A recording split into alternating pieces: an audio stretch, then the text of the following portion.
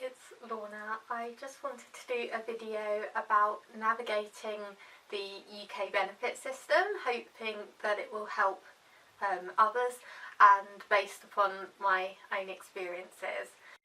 Just to note, this is coming from my own perspective, so the perspective of a 27-year-old single female, so under the age of 35, with a disability, well, disabilities, physical health related and mental health related, so it might not be relevant to everyone, but if you're in a similar position, then hopefully it might help. So first of all, why I applied for benefits, or why I had to apply for benefits. That's the case for most people.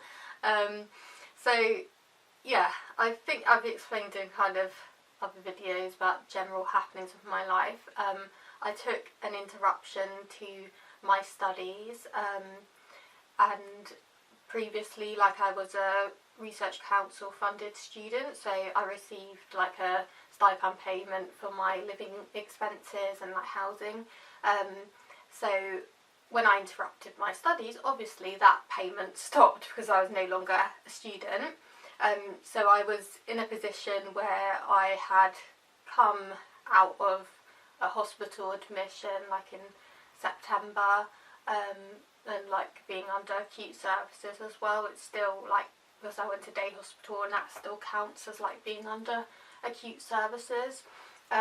So I came out in a position where I was facing difficulties with my mental health and with my physical health, which was affecting my ability to work. I was unemployed for like first time in my life, yeah, which was hard, and yes, I was in a position where it was going to be difficult to work. I had no income, and I had rent to pay, bills to pay, just like anyone else. It was pretty scary actually. I actually found applying for benefits like really hard emotionally. I don't know whether other people will relate to this, but I actually felt a deep sense of shame.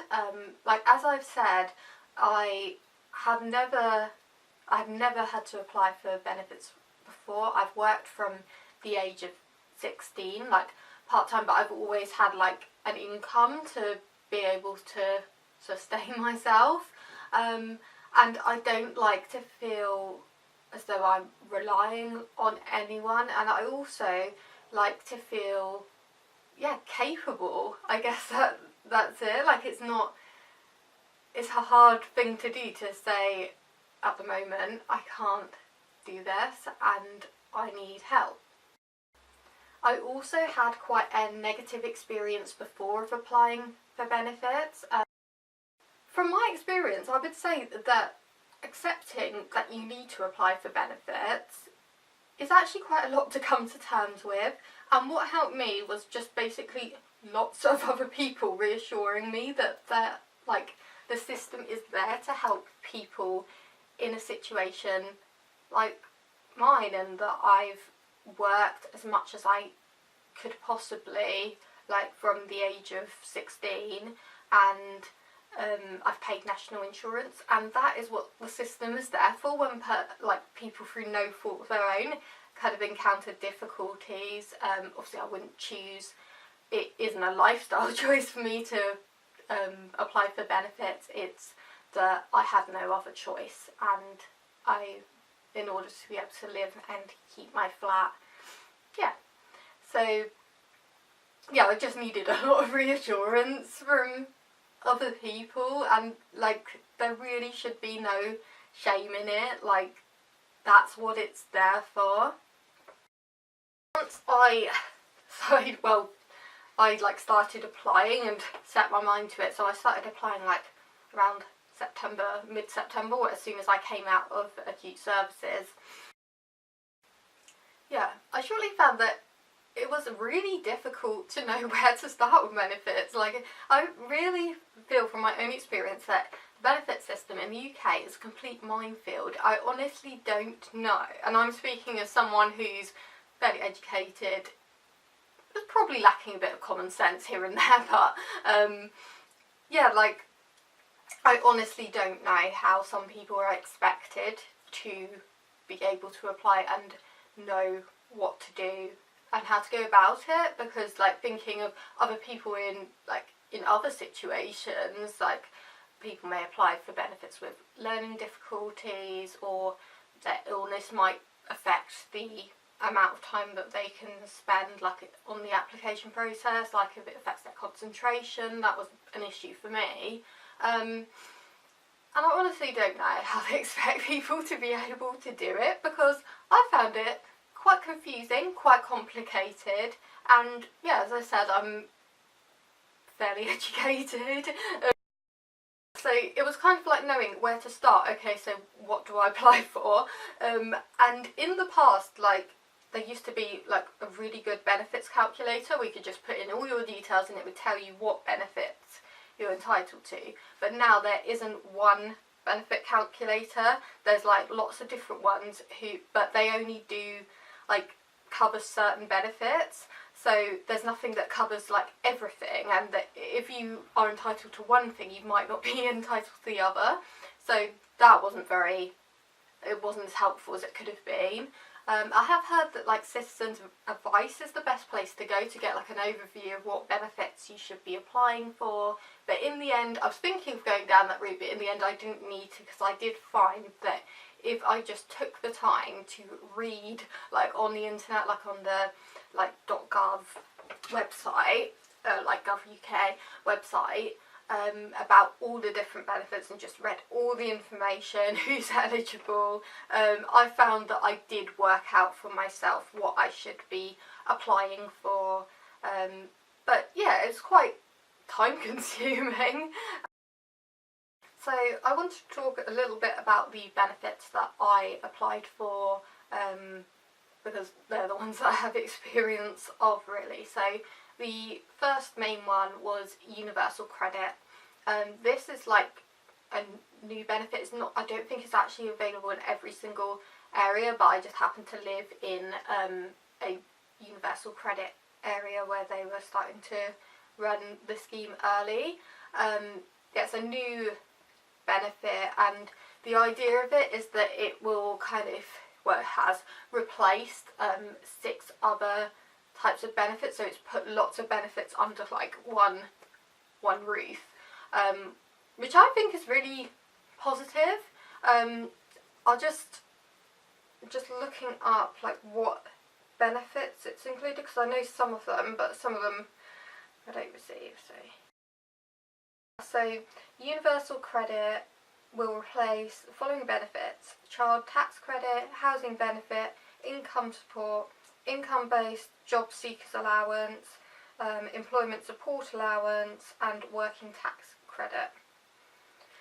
Yeah, like, I know like there has been quite a lot of criticism about universal credit around yeah, I watched a documentary, because the way like the system used to work, if you received housing benefit, then the money would be paid direct to like the landlords.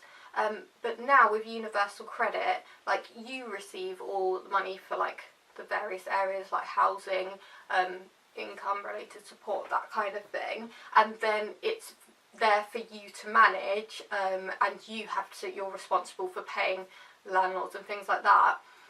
It's kind of been found that it's not as good a system if you're not good at managing money, but for me, I found that it suits me well, because I am able to manage my money in the same way as like when I used to work or had like a student income, and it also like, it kind of feels better, because I know that before, like with housing benefit, when you were in receipt of housing benefit, a lot of landlords would not accept it, and you'd have to declare that you've got housing benefit.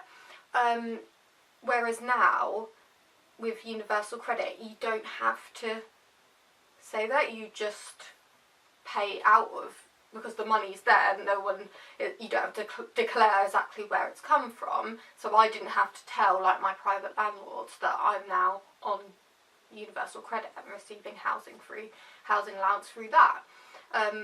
yeah, so I actually think that it's really good, but I think with like any new scheme, it just takes time to get everything kind of working. But yeah, on the whole, I think it's a positive idea. One issue that I have had with universal credit, I'm a single female under the age of 35. I fall, like in terms of housing allowance, I fall into a category where you're just given like a shared accommodation rate, so a really minimal amount of money, and basically what it means is that they expect any single person under the age of 35 to be living, well, they'll only fund the equivalent cost of like a room in the hostel, and obviously like it really isn't much at all. It only would cover like a third of my rent, and I actually think I was really surprised by that. I think that actually is pretty awful, because I did think to myself, like, so someone else might find themselves in this position, single person, worked all their life, they suddenly lost their job, they own their own property, they have a mortgage to pay. All of a sudden, the government expects them to be living in a shared room in a hostel, and that's the equivalent house cost. And I know that they do need to kind of draw the line somewhere, but I really don't think it's realistic, and I always feel like it discriminates against single people.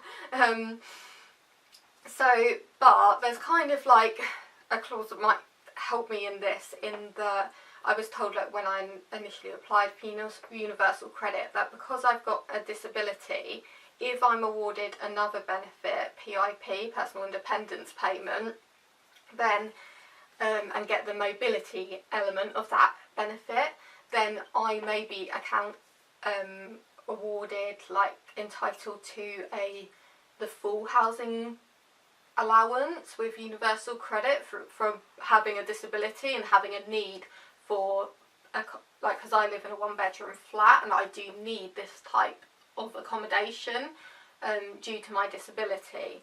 So yeah, that's kind of something I'm in the middle of sorting out, but it wasn't great in that for quite a number of months the amount of money I had coming in wouldn't even cover my rent. The second benefit that I applied for, which does actually come under universal credit now, but was like a separate application process for, is ESA. Now it's called like New Style ESA because I applied for it within universal credit. ESA stands for Employment Support Allowance, and it's kind of like the benefit that's there to help people who are limited in how much they can work, whether they can work at all, due to disability or illness. Like a category that I felt that I fitted into, really, in that I want to work, but I am limited due to illness and disability in the amount of hours that I can work and the type of work that I can do. So you can work while receiving ESA, but it's like, I think it's called permitted work. You have to work under like 16 hours a week, and it can't be over a certain amount, like, of pay. Like it can't be a really like high pay per hour. So yeah, it's good in that you can still work like part-time, and the money you receive from ESA is just like a bit of a top-up to that. Within ESA you get placed in like 2 groups. One is the work-related activity group, and that's where you have to be like actively looking for like paid work or volunteering or like work-related activity, and you within like the permitted hours, so looking for like work under 16 hours a week, and you get assigned like a job, a work coach, like at your local job centre, and you have to have like regular appointments with them where you like discuss like what you've been doing, like you have to make commitments as to what you're going to be doing with regards to your work search, and you just like update on if you've had any interviews. I know all this because this was the group I was first placed in, and then there's also like they put the support group, and that's when you are assessed like not to be capable of working because of your illness or disability. You have to like undergo a work capability assessment, and so as a result of that you aren't expected to be looking for work, but you can if you want to, and I definitely want to. I've recently been placed in that group because of a work capability assessment, and yeah, you can still do like volunteering work, but it does take some of like the pressure off in that you don't have to have like a work coach, you don't have to go to appointments and to be actively showing that you're looking for work. Yeah, and you receive like slightly more ESA as a result, like an enhanced rate, because you're deemed as like not suitable for work at this moment in time. The third benefit that I apply for, which I've already mentioned like twice, is personal independence payment, PIP or PIP. This replaced DLA, I think it's disability living allowance, and it's the kind of main benefit for people with a like long-term disability. That does include like physical health conditions and also mental health conditions. Something that's a bit different about PIP compared to other benefits is that it's non-income related, so you can have any kind of income or savings, and I think there is like a cut-off with if you have a lot of savings, but yeah, you can be earning any amount and it doesn't affect what you get through PIP, because the idea is that the money is there to support you, like for you to be able to use to kind of pay for the kind of support that you need because of your disability. So, and this was one that I felt like I really did need, because I think it can pay for if you need like carers and like a support package, it can be used to pay for that, equipment that you might need to manage your disability, just any services that you might need that you can't receive like through the NHS, or yeah, just anything really, like if you wanted like physiotherapy sessions, that kind of thing. Yeah, so that's like what it's there for, and so obviously it isn't related to whether you're working or not, it's just there to help your daily living needs and mobility as well. PIP, there are like two elements within it. There's daily living allowance and also like mobility allowance, and you're given like a certain rate for each component. I found that like PIP is like a really major gateway to a lot of other like benefits and supports. Like as once you've got PIP, you can then apply for lots of other things. So one thing I've mentioned already is that I've just recently found out that I've been granted PIP. Then you can apply for a higher housing rate, like free universal credit.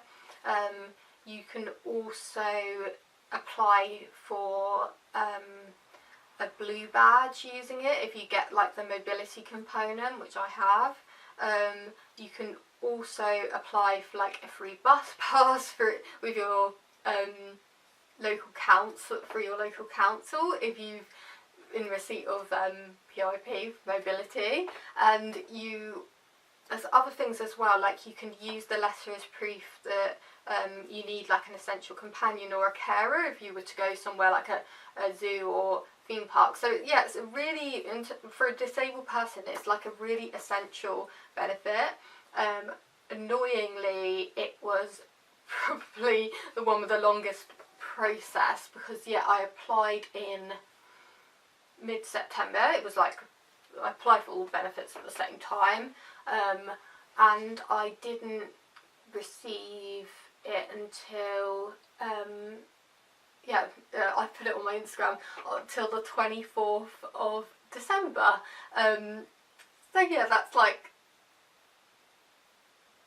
just over 3 months, and you get a back payment. So that was like, I was so relieved to receive that payment, because like my finances have become in a very dire state, and it wasn't fun to be in that kind of position, especially around Christmas. So yeah, I actually cried when I found out, when I saw that I got this payment, my PIP payment. It was like a surprise Christmas present, early Christmas present from the government.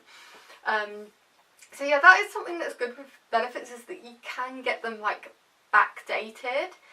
Because when I was in hospital, I was obviously unwell, but I wasn't in a position to be able to be applying for benefits, and the benefits obviously will cover, like the back payment covers that period. So yeah, that's good. It's just difficult in the kind of the waiting time.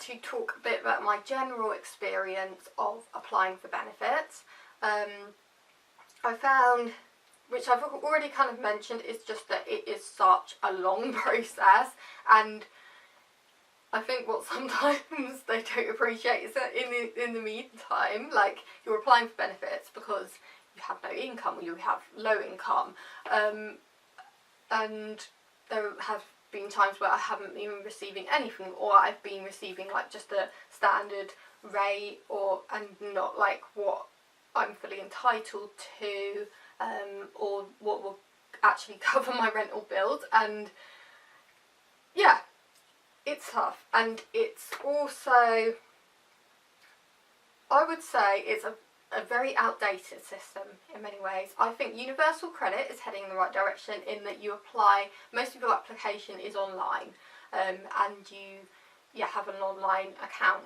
for it, and I think that's good. I think that's where everything else needs to go, because yeah, in general, it's all like done by paper.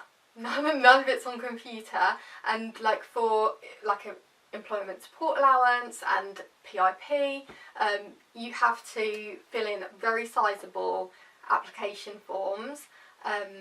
It's all the same information, but you have to handwrite it. So you can't like copy and paste, even though it's the same information, which is really frustrating. They send you like a form which is almost identical, which is like how your disability affects you. You have to provide a lot of supporting evidence, and like people in your care kind of backing up what you've put on your forms. That took quite a lot of time to arrange. I had to get like a report from my mental health services. Also had to get a report from like my consultant, from my GP, and yeah, so you have to provide all these documents. And again, like something else that is really frustrating about it is that you are like assessed separately for each separate benefit. So you, what I mean by that is, like, I had to have a work capability assessment, and I had to be assessed, like fill in the same form for universal credit and fill in the same form by hand for employment support allowance, and provide all medical evidence for that. So there's a lot of photocopying going on, and it's assessed, like they're looking at exactly the same thing, but they're separate assessments done by different medical professionals. And it's, so in total I was assessed like for universal credit, ESA and PIP, like totally separate assessment processes. Yeah, they're looking at the same thing. I think I just wish there was a way that it could all be assessed by one person and then the report given out to other people. So yeah, what I've found is that it is very time consuming. Yeah, it almost felt like a full-time job. Like, so much of my time was applying, filling out forms, providing evidence, responding to, responding to what was kind of coming back about assessment for it and all that kind of thing. And it isn't the greatest, like, the most interesting thing to be spending a lot of your time on. What I did find really helpful in terms of like filling out the forms, particularly for like employment support allowance and for PIP, where it's like the forms about how your disability affects you, is the citizens advice guidance, like the online guidance. They have like a guide for each separate form, and they explain a bit more about what they're asking in the question and what they mean, like what category you should fall into, and it makes it a lot more clear, and it especially makes it a lot clearer for like mental health, what might constitute needing support and that kind of thing. That was really helpful, so I'd really recommend looking at the citizens advice, like guide books on each of the different forms for applications. Filling out the forms is quite an emotionally difficult process, particularly like where your disability is concerned, because it's all about where you struggle, where you need support, what you can't do. It's not, and whereas in my daily life, with both like my physical health and my mental health, I like to focus on all the things that I can do. And yeah, it's really, really difficult. And I have heard like from other people that they say, yeah, it will make you feel like crap to have to fill in that form and say all the things that that you struggle with, but you can't do.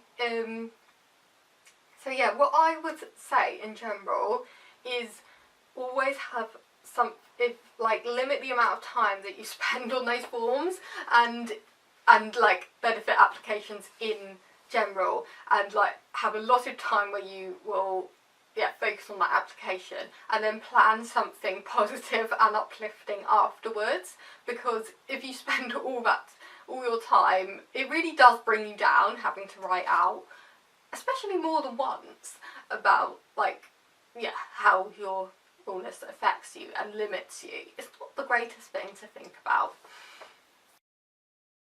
Essentially was that I would plan, I will do this, then I'm going to go for a nice walk, or I'm going to go somewhere else and I'm going to put all this away and forget about it for now.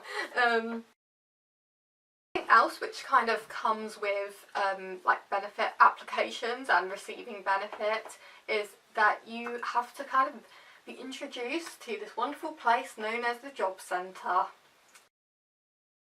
Benefits you're receiving, probably apart from like PIP, you do have to visit the job centre for various reasons. Like initially in the application process, like for universal credit, I had to go to provide like identity documents, proof of capita, proof of housing, all that kind of thing. So you go to like provide documents. If you receive like ESA or like job seekers allowance under universal credit, then you have to go to like the job centre regularly to have like your work coach appointment, and you also like have, if you receive those types of benefits, you also have to go to the job centre in person and provide your fit note, like when you have a new one. Again, I think that's another thing that is a bit ridiculous, because if your disability affects your ability to actually visit the job centre, and you have to go in person to provide this slip of paper, don't they? And also they expect, like the benefits system expects that as soon as your last fit note runs out, that you have to have a new one there ready. Otherwise your payment gets delayed, like your benefits payment gets delayed. But your doctor can't write you another fit note until the actual day, like, that the other ones run out. So somehow they expect you to go to your doctor's, get the form on that day, like arrange for it to be done. It might be hard to even get an appointment on that day or get them to do it on that day, and also deliver it to the job centre that day, which can be more complicated if you've got disability. So yeah, I don't really understand why it couldn't be done that the doctors could deliver it, like could do it all online, like over computer system. But yeah, anyway, that's just something I have a bit of a rant about on a regular basis. Job centre is the most uninspiring place I've ever seen. Like, mine's pretty modern, I think it's had a recent kind of renovation, but it is like, I don't know, it's just depressing. There is nothing like hopeful about that place or inspiring about that place at all. So like, yeah. Is that, I don't know, they seem to, like the people in the job centre when I was applying for benefits, seem to make a lot of assumptions about you in the, like, because of mine, like a lot of the benefits I'm applying for are due to like disability, is that when I would come like for appointments or just to like drop in, they would get up my case and they see my diagnoses and they look terrified.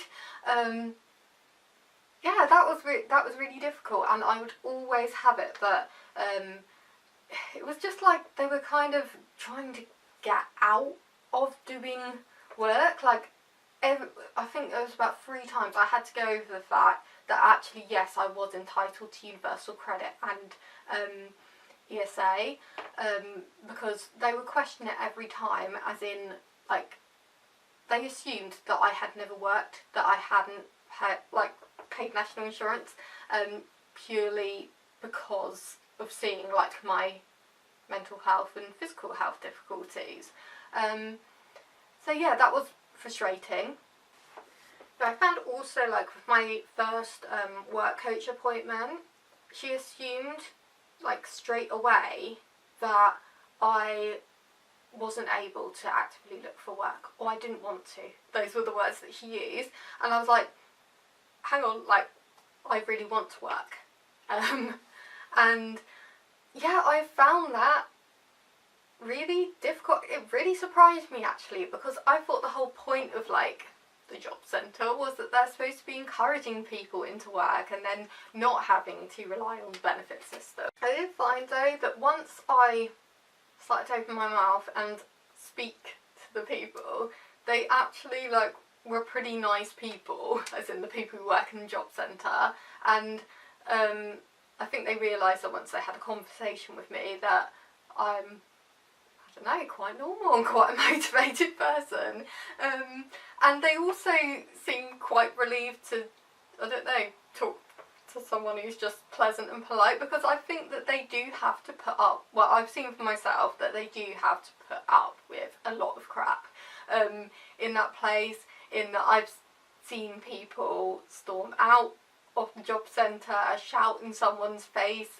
because people do get angry, like if they're receiving sanctions, and I think the thing that's sad about it is that they get angry with, like, the person in front of them when that particular person, like the advisor, isn't the one who's made the decision. They're just like the deliverer of bad news.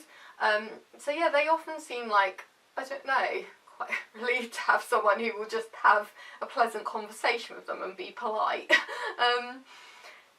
I found, yeah, with, like, universal credit, because it's a new system, it feels like nobody knows what they're doing there with it, which isn't very reassuring, because you go in and they're like, oh, I don't know what to do, I'll have to speak to so-and-so, and then because they're not clear on what to do, it usually means that you're called back, and it's not your fault, it's because they haven't done something right or put the right information into the right bit of the system. And yeah, it is really frustrating. Like, yeah, that's my experience, that they are nice people who work there, but they have been like pretty useless at times. And I think like the universal credit is a good system, but they need to make sure that with it being like a new system, that people are properly trained to like navigate it. Yeah, in general I find like the looking for work thing, they don't seem, I don't know, to put people under, well, they didn't put me under any pressure to like work. It was almost like they're encouraging me not to. And yeah, because I remember I had like a work coach appointment with my work coach like over the phone, and she's again very lovely lady, but doesn't ever seem to know what she's doing. And I hope she doesn't watch this. And yeah, so I kind of said, oh, I've been applying for this, I've been doing this, and she's like, wait, but we've like referred you for work capability assessment, and that could get you out of having to look for work.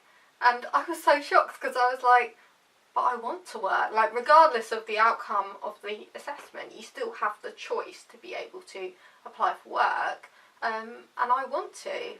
So yeah, I found that odd, to say the least. It wasn't what I was expecting, in the, yeah, I found it hard actually that even the job centre, like, yeah, even the job centre didn't seem bothered about whether I worked or not. And for me, like, working has always helped me to like best manage like my mental health and my physical health. I've always been happiest when I've been working like in some capacity, and I know that actually that would be what's best for me. It's just a question of like adjustments and the right job for me and kind of making it possible.